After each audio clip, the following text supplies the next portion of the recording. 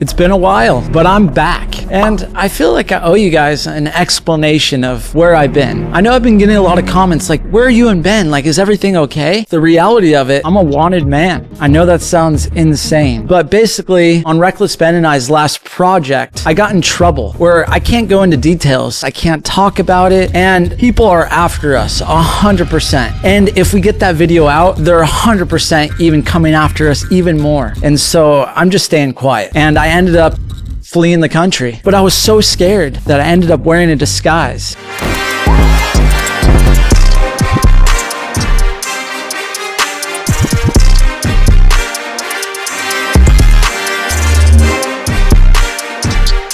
I only needed the disguise at the airport. I don't think they're gonna find me. But I ended up in a secure location in the middle of nowhere where no one speaks English. It's just in an island in Indonesia that it's only tribes that live there. I'm like the only tourist. I'm about to tell you the island that I'm going to, and I'm not scared because it's so remote there that there's no way that they will ever find me. And so I'm gonna go live the life in what people call the Forgotten Island, which is Sumba, Indonesia. It is so remote that the locals don't even have electricity. They don't have cell phones and they're living off the land. This is a place that I want to go experience, and no one, literally no one really gets to experience this life. But this is where I am. I guess out of sign of respect and to say hi in Sumba, this is what you have to do. Hi, you ready?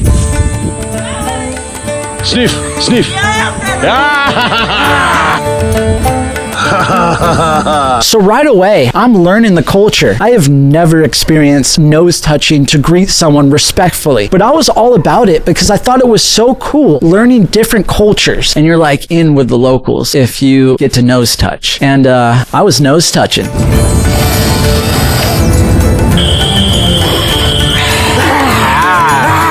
I've never experienced this in my entire life. You go to this remote island, no one speaks English, and I'm just trying to fit in. They don't speak English. No one speaks English here, so this is how we've been talking. The Google Translate. So watch, he says something. Kita bakar ayam duduk di sini dan bersama. And then I click that, and it says, let's grill chicken sitting here together. I mean, that's great. So I'm just gonna go bagus, bagus. Bagus means good. So I'm just going good, good. Like, yeah, let's do it. Ayo kita pergi bila ayam. Sama. Let's go if the chickens are together. Yeah, so we're all gonna sit down and have chicken together. But this is literally how I've been communicating with them. Google's Translate. I'm really trying to learn the language, and this can definitely help. Bagus. Well, let's go eat some chicken. So we ended up going to get some chickens, and then the locals wanted to ask me one more thing. Bila juga arak dan kita minum bersama. You can also drink wine and drink together. Yeah, let's do it. Yeah, bagus. I wasn't gonna drink tonight, but I guess we're drinking and having chicken and rice together. Oh yeah, we're getting drunk. Hello! Hey! Hey! So as the locals gather chicken and alcohol, I made some new friends. So in Sumba, it's like a delicacy and a tradition to chew betel nut. Chewing betel nut with the boys. This is like tradition in Sumba.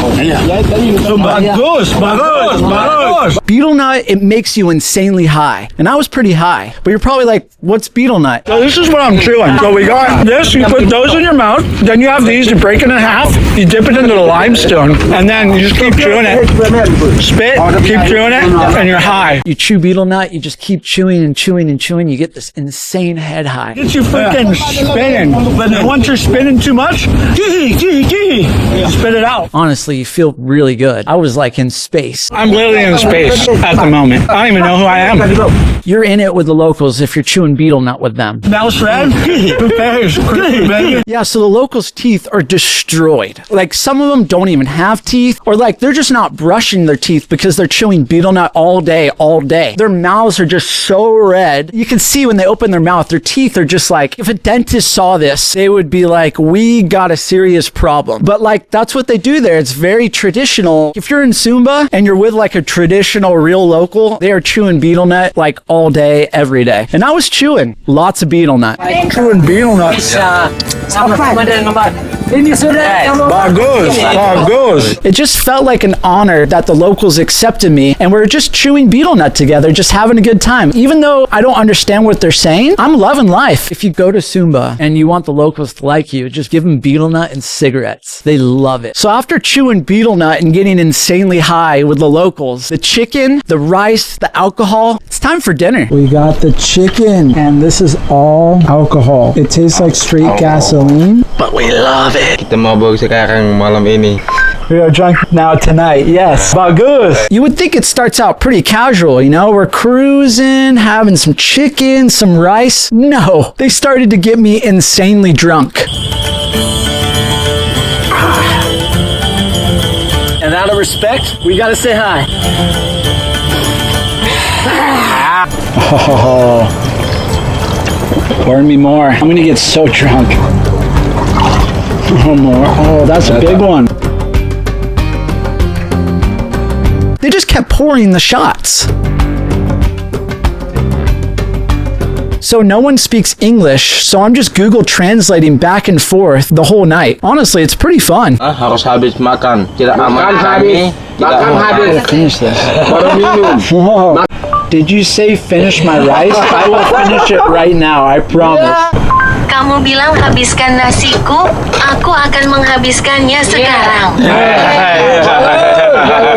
For some reason, they just really wanted me to finish my rice. It's like, I'm gonna do it, I promise. Patience, you guys got me hammered. Like, I'll finish my food. Tadi Bapak menghargai kamu, tapi kita aman di sini kalau mabuk. I said earlier that I respect you, but we are safe here if you're drunk. Oh, yeah. And then I wanted to come back with a funny joke, and I said, yes, my bed's over there. Tempat tidurku di sana. Good. My bed's over there, which means I don't have to worry about getting like a taxi home. And I couldn't have anyways, because we're in the middle of nowhere. It's so remote. Like there's no way you can even order a taxi. And so I was very lucky that my bed, yes, was right over there. Kita juga sama. Saya mabok, pulang di sini rumah jaga. We and I are also drunk and go home here at the garden.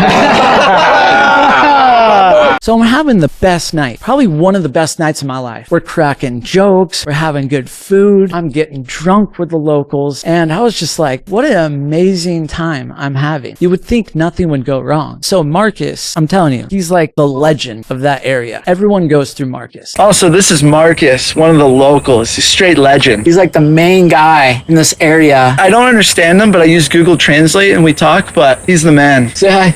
Yeah.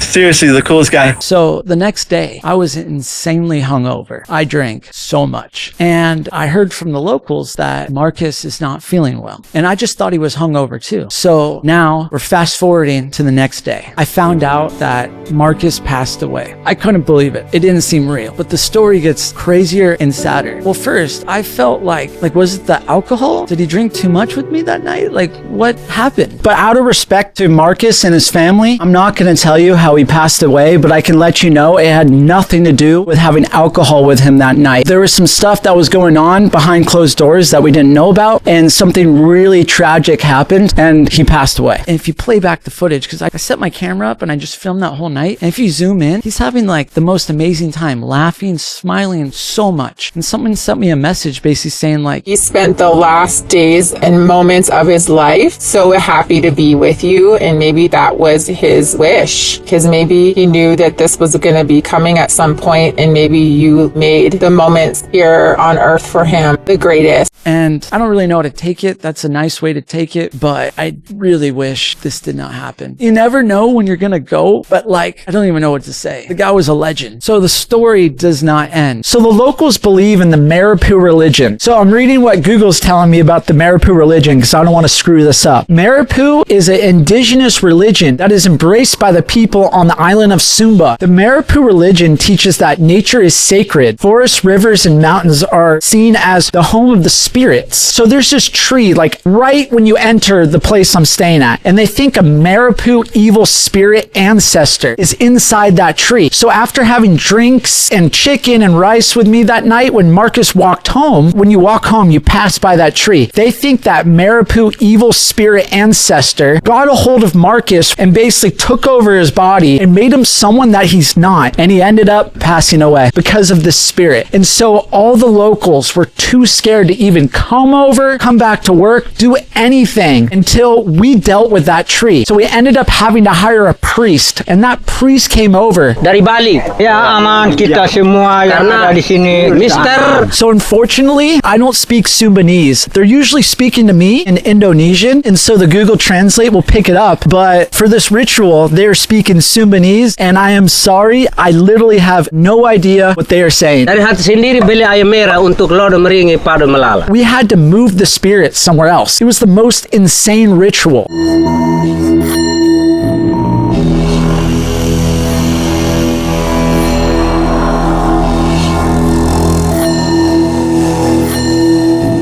Kalau senang-senang buka dia bisa bicara.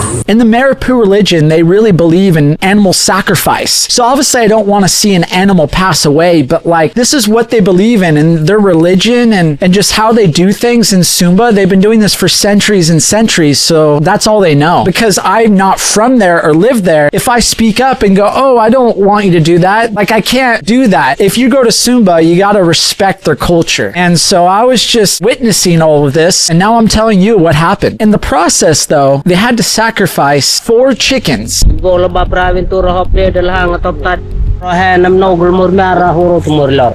would kill it, barely cook it, open up the guts, and then it would tell us where to move the spirit.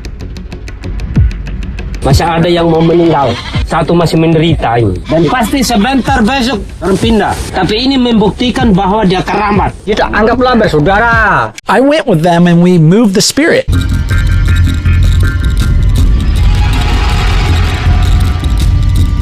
Malangar yim yiwayi yanam ngong la to damri di bicara yin katan monopro na yidum yiwayi pawalik la jonak yiwayi bol dengam kumantong yi dedok dana I.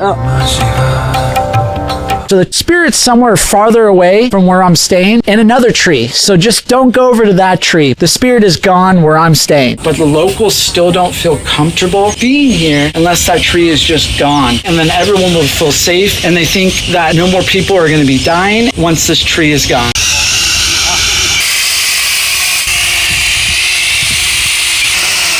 Oh, it's fallen! It's fallen!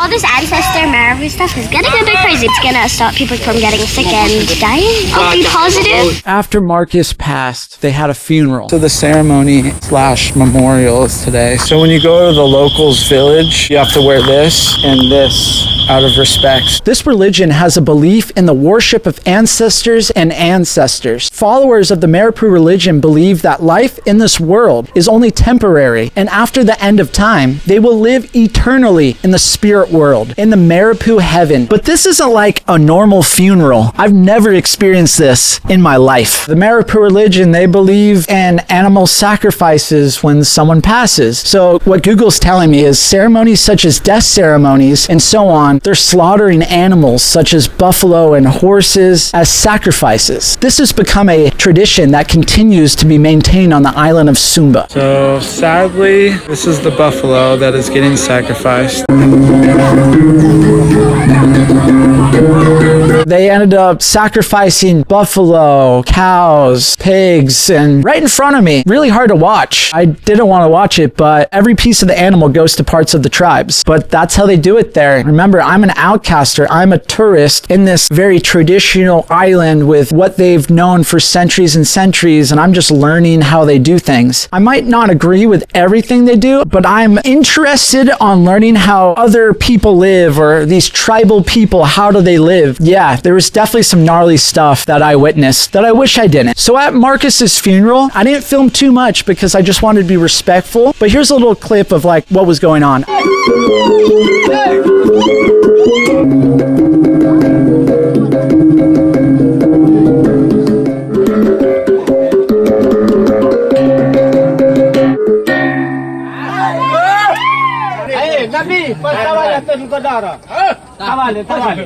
Marcus, you're in our hearts forever. We all love you. We miss you. And I'm so honored that I got to know you. So the funeral's over. We moved the spirit, so no more Maripu evil spirit. Life's kind of getting back to normal now. But then something else happened. One of the horses got a pretty gnarly cut on its back. And instead of taking it to get professionally fixed, the locals wanted to try out their good old natural medicine. But the way they do it is pretty unique. You're making natural medicine right now. We got ants, a bunch of ants. Crush those ants up. So we got rice, we got ants. Okay, ooh, a little dirty root.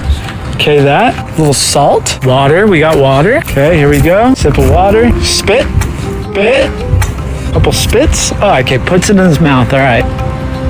Oh, he's ready. This is how we do it in Sumba. Natural medicine. He's got it in his mouth. The cut's right there. That's where the cut is. Oh, it's okay, Charlie. You're gonna be okay. We're making you better. It's pretty wild to see how they do things over there. But just to let you know, we ended up calling an actual medic that treated the horse professionally, and that cut is all healed up, and she is living her best life, happy and healthy.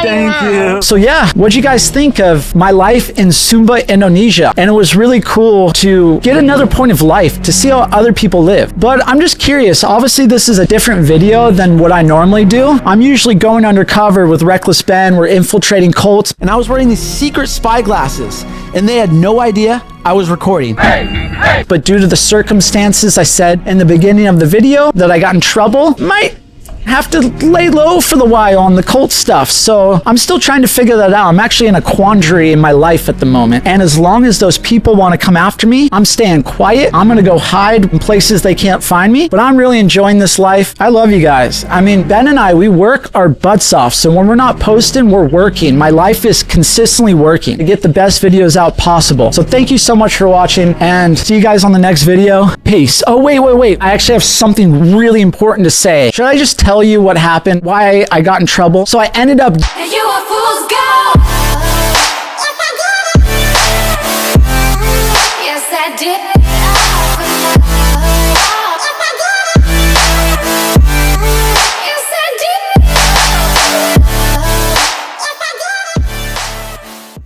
I need to find a woman. Sama je. Aku perlu menemukan seorang wanita.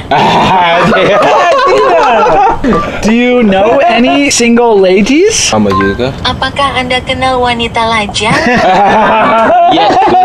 Yes. Yeah. Yeah. Okay.